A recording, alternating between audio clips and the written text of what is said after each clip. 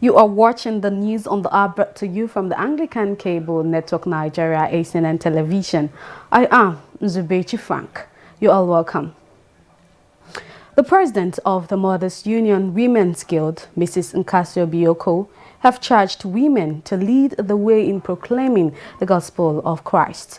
She made the charge during the 2019 Annual Women Conference of the Diocese of Abuja held at St. Matthew's Anglican Church, Maitama, Abuja.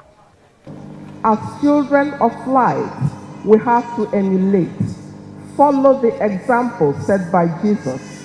We have to reflect His light in our homes, in our society, and in our being. It is important that we walk in the footsteps of the Master by always seeking after the truth.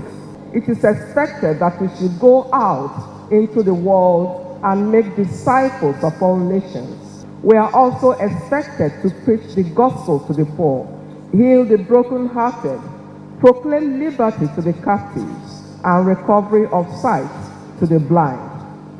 Set at liberty those who are oppressed in whatever form. We are also to teach and live out the Beatitudes.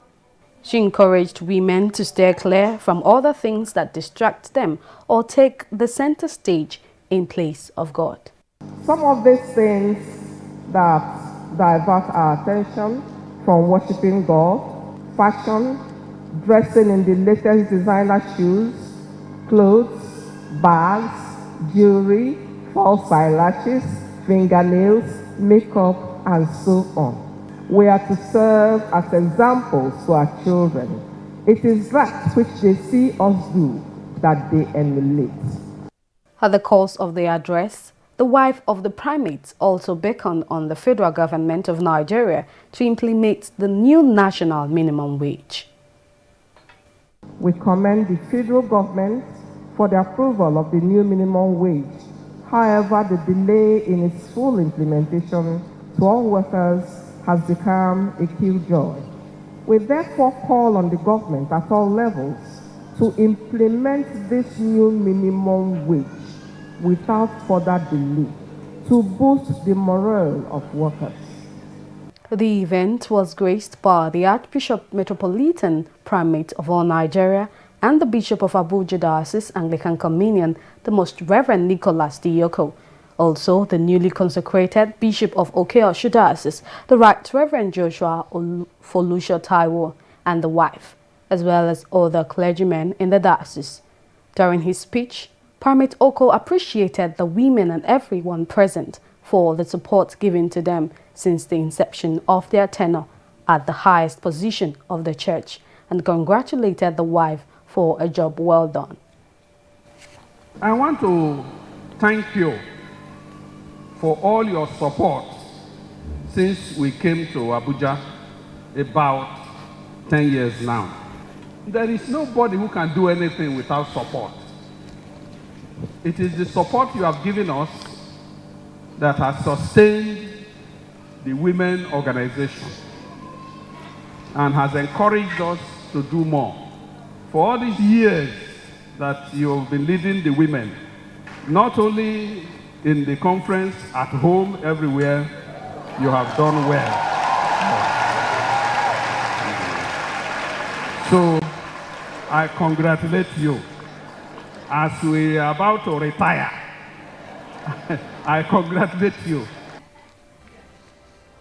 The 2019 Abuja Diocesan Women Conference rounded off with a Thanksgiving service at the St. Matthew's Anglican Church, Maitama, led by the president of the Mothers Union and Women's Guild and other clergymen wives.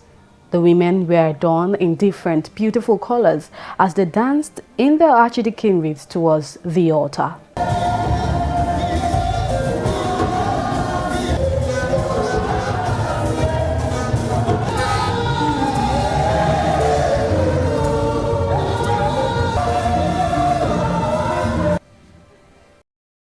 Youth have been encouraged and advised to hold on to the light of Christ, as that will enable them to see beyond their mortal vision. An evangelist who spoke with ACNN News crew in Port Harcourt gave this encouragement while in an interview. I'd like to advise you to let them know, the ones I have come across both on a close range and from a distant range.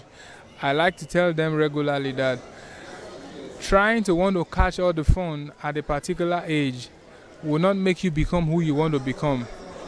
It's when you spread the face of time and being able to meet up to every time that God has given to you and use them judiciously. That is one of the tools that will make you a better person.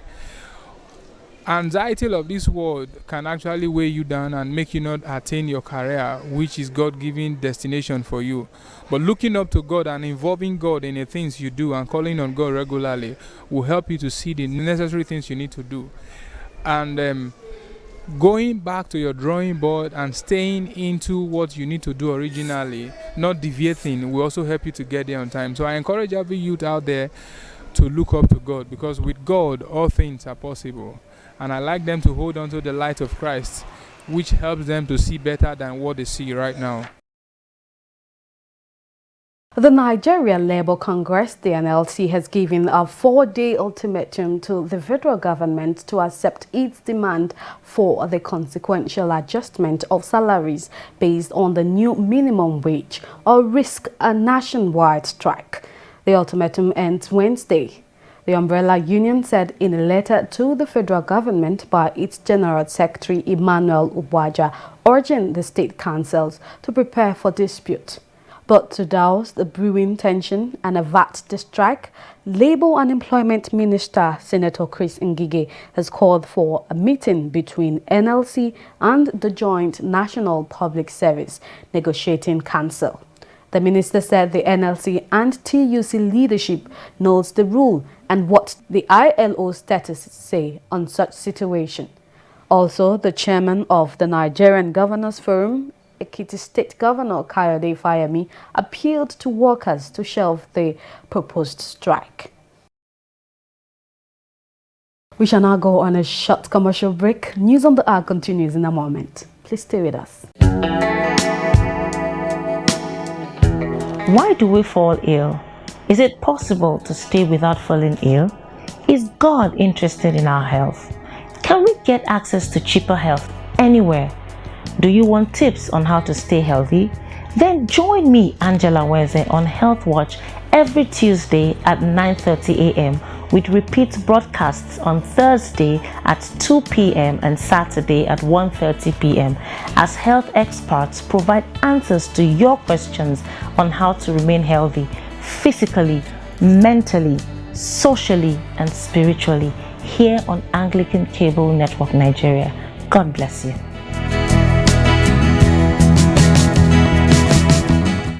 You are welcome back and thanks for staying tuned. For more on our top stories, please visit our website at acnntv.com or youtube.com/ACNNTV. To be up to date with our news and other programs, download the ACNN app for Android from Google Play Store.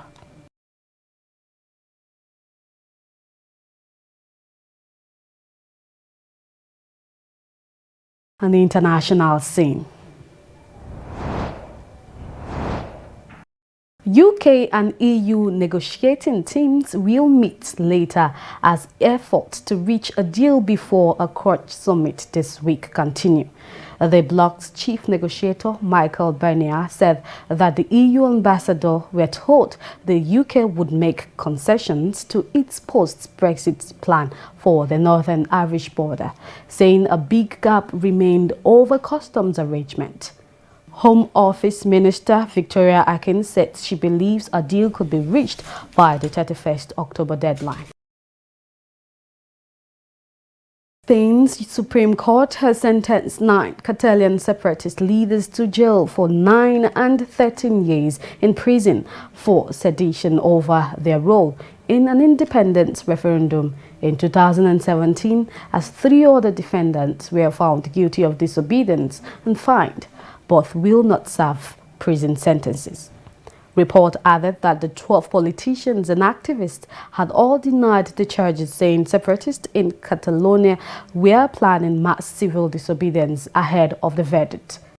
The former Catalan president, Carles Puigdemont, who escaped trial after fleeing Spain before he could be arrested in 2017, said the sentences handed to separatist leaders of 100 years in total were an atrocity.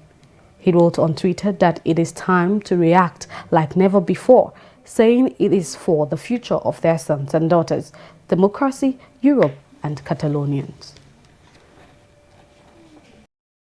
Ecuador's president and indigenous leaders have reached an agreement to end nearly 2 weeks of violent protests against austerity measures adopted to obtain a multi-billion-dollar loan from the IMF. The demonstrations have left 7 people dead and were sparked when President Lenin Moreno scrapped fuel subsidies to obtain a $4.2 billion loan from the International Monetary Fund, causing prices to double.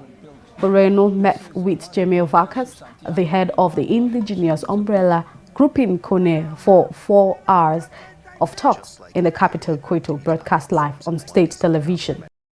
Thousands flooded into the streets of Quito shortly after the announcement, waving the national flag, honking horns and setting off fireworks in celebration. The statement was read by an official from the United Nations, which mediated the talks along the Catholic Church. The violence forced Moreno to relocate his government to Ecuador's second city, Guayaquil, and hit the oil industry hard, with the energy ministry suspending more than 2/3 of its distribution of crude.